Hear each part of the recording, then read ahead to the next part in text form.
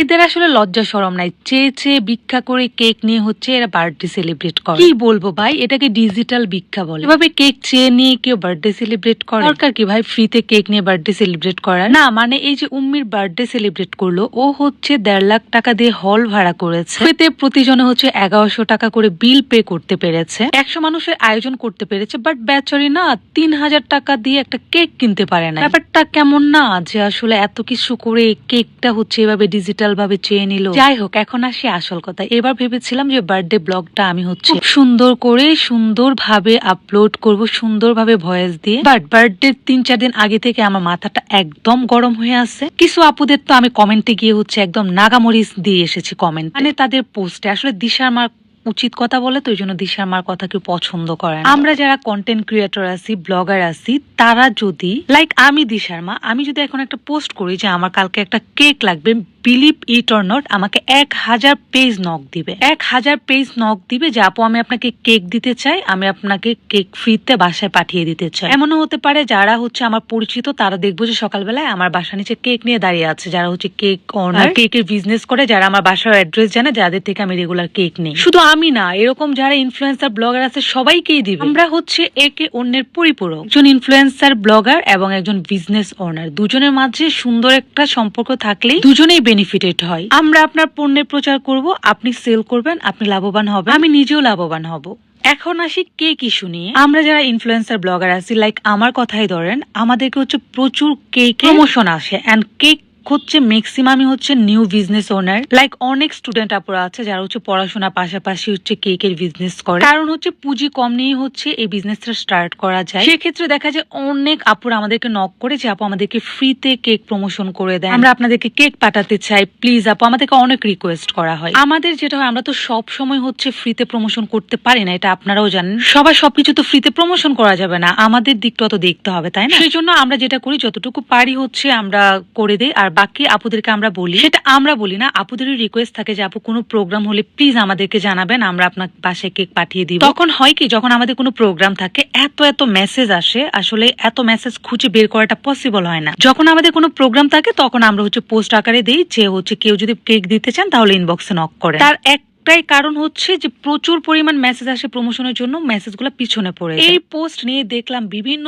পেজে হচ্ছে মানে তারা ঈদ লেগে গেছে, হ্যাঁ ডিজিটাল ভিক্ষা করে ডিজিটাল ভাবে কেক চাই। আমরা যারা ব্লগাররা আছি, যাদের টুকটাক ফলোয়ার্স আছে, তাদেরকে তো প্রমোশন ফ্রিতে যদি বলে তারা দিবে, যাদের ফ্যান ফলোয়ার নাই তাদেরকে তো দিবে না। সো এত জেলাস করে কি লাভ? দুনিয়াটা হচ্ছে স্বার্থের, যাদের কাছে গেলে হচ্ছে আপনার বেনিফিটেড হবেন, যার কাছে গেলে আপনার স্বার্থ উদ্ধার হবে, তার কাছে আপনি যাবেন। আপনার একটা কেক প্রমোশন করলে আপনার 50টা কেক সেল হবে, আপনার পেজের রিচ হবে, আপনার পেজের ফলোয়ার বাড়বে, আপনি তো দিতেই চাইবেন, তাই না? এইখানে এই ইস্যুটাকে নিয়ে এত পোস্ট করার মানে কি হলো আমি বুঝলাম না। যেখানে 3-4 লাখ টাকা খরচ করে বার্থডে প্রোগ্রাম ম্যানেজ করতে পেরেছে, আপনার কি ধারণা যে 5000 টাকা খরচ করে একটা কেক নিতে পারবে না? সবচেয়ে মজার ব্যাপার হলো, বার্থডে আগে আমি উম্মিকে নিজে মেসেজ করছি এবং ফোন করছি যে তোমার বার্থডে কেক যদি নিতে চাও তুমি আমাকে প্লিজ জানাবে, 4-5 জন আপু আছে কেক দিতে চাই। তখন ও আমাকে বললো যে না আপু, আমি ওদের কাছ থেকে নিবো না, এবং তারা পেমেন্ট করে কেক দিতে চায়। ও আমাকে বলতেছে আমি নতুনদের সুযোগ দিতে চাই, কারণ হচ্ছে আমার পেজে প্রতি বছর এত মেসেজ আসে, সো আমি যদি তাদের কাছ থেকে না নিই আপু, এটা কিরকম হয়ে যায়, আমি তাদেরকে এই সুযোগটা দিতে চাই। মানে ভালোর জন্য পোস্ট করার পরে আপনারা এই ভালোটাকে এত নেগেটিভ ভাবে নিয়ে গেছেন, মানে কি বলবো। শুনেন, যারা ইনফ্লুয়েন্সার ব্লগার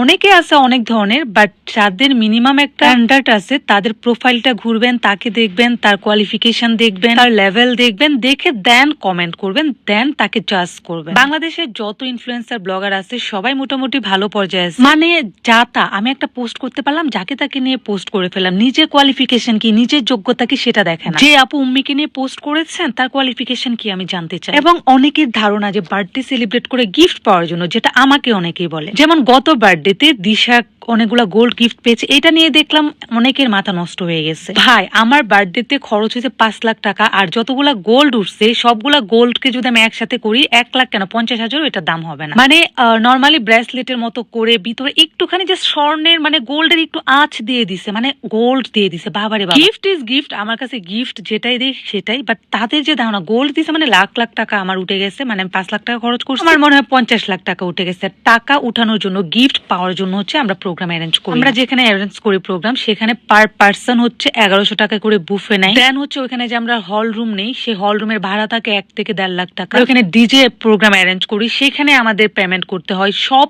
কিছু ডেকোরেশন থেকে সবকিছু আমাদের টাকা খরচ করতে হয়। সো কোনো কিছু কিন্তু আমরা ফ্রিতে করি না। হ্যাঁ, আর আপনাদের যে এই ধারণা আমরা গিফট পাওয়ার জন্য প্রোগ্রাম করি, মানে এইটা যে কি ধরনের ধারণা এদের। দিশার বার্থডে আমি একদম ছোট থেকে খুব বড় করে সেলিব্রেট করেছি, এন্ড আমি আমার নিজের বার্থডে অনেক বড় করে সেলিব্রেট করতাম। আপনাদের এসব কিছু মানুষের নেগেটিভ কমেন্টে শুনে আমি আমার বার্থডে সেলিব্রেট করা বাদ দিয়ে দিছি ভাই। এইবার দিশা বার্থডেতে আমার খরচ হয়েছে 5 লাখ টাকা, বাট আমার মনে হয় 50,000 টাকার গিফটও আসে না। গিফট আপনাদের সামনে আনবক্স করেছি। তারপরেও তাদের ধারণা আমরা গিফটের জন্য প্রোগ্রাম করি, মানে কি যে বলবো এদেরকে, যে আসলে কি বলবো, আসলে বলার মতো ভাষা না। 5 লাখ টাকা খরচ করে 5,000 টাকা দিয়ে আমরা কেক কিনতে পারবো না, মানে এদের যে ব্রেন কোথায় থাকে, আমার মনে হয় এদের ব্রেন হাঁটুতে। উম্মির প্রোগ্রামে এত লাখ টাকা খরচ করেছে, সে নাকি 5,000 টাকা দিয়ে কেক নিতে পারবে। এতে আসলে আপনাদের হিংসে করার কিছু নাই, কারণ আমরা সেই জায়গাটা ওন করতে পেরেছি, আমরা সেই জায়গাটা আসতে পেরেছি। আমরা আমাদের যে কোনো প্রোগ্রামে সবকিছু ফ্রিতে নিয়ে করতে পারবো। এই জায়গাটাতে আপনিও আসেন, আপনিও ফ্রিতে করবেন এবং আপনিও সেই সুযোগ মিস করবেন না, ঠিক আছে? শুধু আমাকে না, বাংলাদেশের যে কোনো কন্টেন্ট ক্রিয়েটর বা ব্লগারদের কোনো কিছু বলার আগে একটু চিন্তা ভাবনা করে বলবেন, আর তাদেরকে বলবেন কে বলছেন কি বলছেন সেটা একটু তার প্রোফাইলটা দেখে, তাকে দেখে দেন বলবেন। যাকে তাকে নিয়ে যে ধরনের ক্যাপশন বা পোস্ট দিয়ে দিলেন, মানে আপনি জরিনা কারিনাকে নিয়ে আপনি পোস্ট করে বসলেন,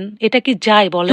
জরিনাকে নিয়ে পোস্ট করবেন, কারিনাকে নিয়ে আপনি কেন পোস্ট করবেন? আপনি কি তার ওয়েট নিতে পারবেন বলেন? আর আপনার এসব বলা থেকে ক্যাটরিনা বা কারিনা কিছু আসে যায়? যাই হোক, সবাই ভালো থাকবেন, সুস্থ থাকবেন। আমি আমার এই বার্থডে ব্লগের মধ্যে অনেক কিছু আপনাদেরকে জানিয়ে দিলাম। Thank you everyone.